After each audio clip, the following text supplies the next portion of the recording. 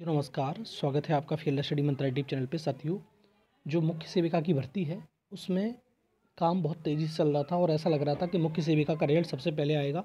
लेकिन एक court case ने पूरी की पूरी बर्बादी कर दी। उसकी अभी तक रिवाइज आंसर की नहीं आई है, तो रिजल्ट डीबी का तो छोड़ ही दो आप। अब देखो, 4 फरवरी को एक्स, जो सोशल मीडिया एक्स है, उस पर ट्विटर अभियान रखा गया था। अब देखो, मैं बार बार कहता हूँ, इन ट्विटर अभियानों का बहुत ज़्यादा प्रभाव इन पे नहीं पड़ता। अब लगा लो हिसाब, जो फिजिकल प्रोटेस्ट होते हैं उनका प्रभाव नहीं पड़ता इन लोगों पर, तो इन चीज़ों का प्रभाव कैसे पड़ जाएगा ये आप समझो। ठीक है साथियों, जैसे मान लो कि 6800 जो तुम्हारी टीचर भर्ती है, उसका प्रभाव इन पे नहीं पड़ा है कि 2 साल से अधिक हो गए लोगों को धरना प्रदर्शन करते करते, कोई फ़र्क नहीं पड़ रहा है इन लोगों को। ठीक है, तो आपका प्रभाव क्या पड़ेगा। और देखो, ये तुम्हारा लेखपाल का क्या है, आपका जो दिव्यांग साथी हैं उनका धरना कितने दिन हो गए करते करते, एएसओ का धरना कितने दिन हो गए, जेई का भरता कितने दिन हो गए, कुछ फर्क नहीं पड़ता। जब तक सरकार नहीं कह देती तब तक कुछ नहीं करते ये। ठीक है साथियों, और तो कोर्ट केस में क्या प्रोग्रेस है अभी मैं दिखा दूंगा। कोर्ट केस का अपडेट क्या है, इसका मामला क्या चल रहा है कोर्ट केस में। और देखो साथियों, कुछ नहीं कर सकते तो रिवाइज आंसर की में क्या समस्या आ रही है कि ये कोर्ट केस की वजह से रिवाइज आंसर की नहीं आ रही, ऐसा कुछ भी नहीं है। बस इनकी मतलब हीला हाली है। बस ये क्या कहते हैं, ये कोर्ट केस हो जाता है तो मस्त हो जाते हैं ये, इनको कोई फ़र्क नहीं पड़ता यूपी पॉलिसी वालों को। और रिवाइज आंसर की जारी करना कोई कोर्ट केस के अधीन नहीं है। रिवाइज आंसर की जारी कर सकते हो आप, सब कुछ काम कर सकते हो, लेकिन नियुक्ति नहीं दे सकते। चाहे रिजल्ट भी जारी कर सकते हो, जैसे मैंने नीचे लिखा भी है, क्या कोर्ट केस के अधीन रिजल्ट जारी किया जा सकता है? बिल्कुल जारी किया जा सकता है। और कोर्ट केस के अधीन ये रिजल्ट मुख्य सेविका वाला जारी भी करना चाहिए, और उसमें लिख देना चाहिए कि ये कोर्ट केस के अधीन है। उसके बाद कुछ भी होगा तो परिवर्तित होने की आपकी पूरी जिम्मेदारी होगी। ठीक है, तो बात अलग है। जैसे लेखपाल का हुआ था, कोर्ट केस से अधीन ही तो आया था, बाद में आयोग ने और कोर्ट ने उस कोर्ट केसों को ही समाप्त कर दिया।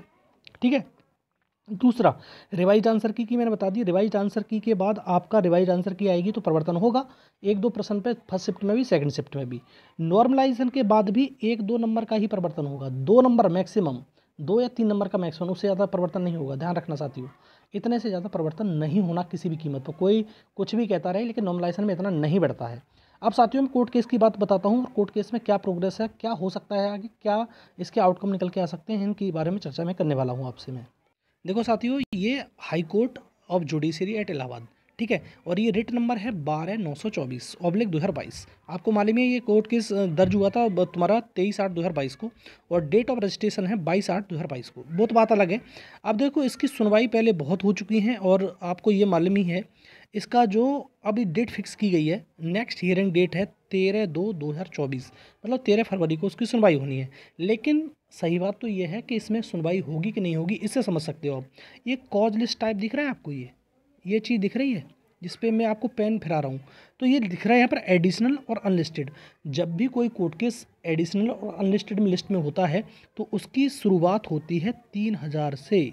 ठीक है साथियों, लेकिन साथियों अब ये जब इसकी ऑफिशियल अपडेट आ जाएगा, स्टेटस आ जाएगा कि किस नंबर पे सुनवाई है, तब इसका अंदाज़ा लगाया जा सकता है कि इसमें सुनवाई होगी कि नहीं होगी। अन्यथा की स्थिति में पिछली बार की तरह ही पास ओवर मिल जाता है, इसमें कुछ नहीं होता है।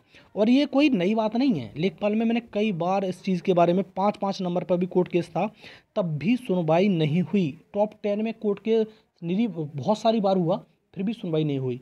तो आप ये अंदाज़ लगाइए कि 3000, ऐसे मान लो कि 3200 के उस पर हो गया कोर्ट केस, यहाँ पर लिस्टेड हो गया 3200 पे, तो क्या आपको सुनवाई होगी? बिल्कुल नहीं होगी। अरे टॉप 10 में नहीं होती सुनवाई, पहले फ्रेश केस सुने जाते हैं, उसके बाद एडिशनल का नंबर आता है। एडिशनल का नंबर तो बड़ा मुश्किल से आ पाता है, इसलिए पास ओवर मिल जाता है। इसलिए एक काम आपको करना है, मैंने पहले भी बताया था आपको, और मैं फिर बता रहा हूँ आपको, एक बिल्कुल ध्यान से सुनो आप। आपको आयोग से ही गुहार लगानी है कि आप हमारा जो रिजल्ट डीबी का आंसर की दीजिए पहले, तो फिर उसके बाद रिजल्ट दीजिए डीबी का, और चाहो तो आप कोर्ट केस के अधीन ही दे दो, लेकिन रिजल्ट दे दो। अन्यथा की स्थिति में आपका कोर्ट से कोई भला नहीं होगा, ये बात मान लेना आप। ठीक है साथियों, तो यही एक आपके पास प्रोसीजर है, ये एक प्रावधान है जो आप कर सकते हो, आयोग से गुहार लगा सकते हो, बस और कुछ नहीं। कोर्ट खेलते रहोगे, पता नहीं कितना समय गुजरेगा, कोई पता नहीं कह सकता इसके बारे में। ठीक है साथियों, और रिजल्ट आ सकता है आपका, ऐसा नहीं रिजल्ट नहीं आएगा, रिजल्ट आ जाएगा मार्च तक, अगर आप कोशिश करोगे तो। मैं बार बार कह रहा हूँ, कोई को आपको कुछ भी वर्गलाए कि कोर्ट केस से ये वो आ जाएगा, ये आ जाएगा, कोर्ट से कोई भला नहीं होगा। कोर्ट के बाद यूपी ट्रिपल आयोग बिल्कुल ठप हो जाता है, बैठ जाता है, भर्ती पे काम करना बंद कर देता है, और यही इसका एक भर्ती नहीं सारी भर्तियों में देखने को मिला है। ठीक है साथियों, तो आप गुहार लगाइए, जितनी भी गर्ल्स हैं वो गुहार लगाएं वहाँ जाके कि बस हमारा डीबी रिजल्ट जारी किया जाए, लेकिन कोर्ट के अधीन ही जारी कर दो, लेकिन जारी कर दो। ठीक है साथियों, तो ये अपडेट है।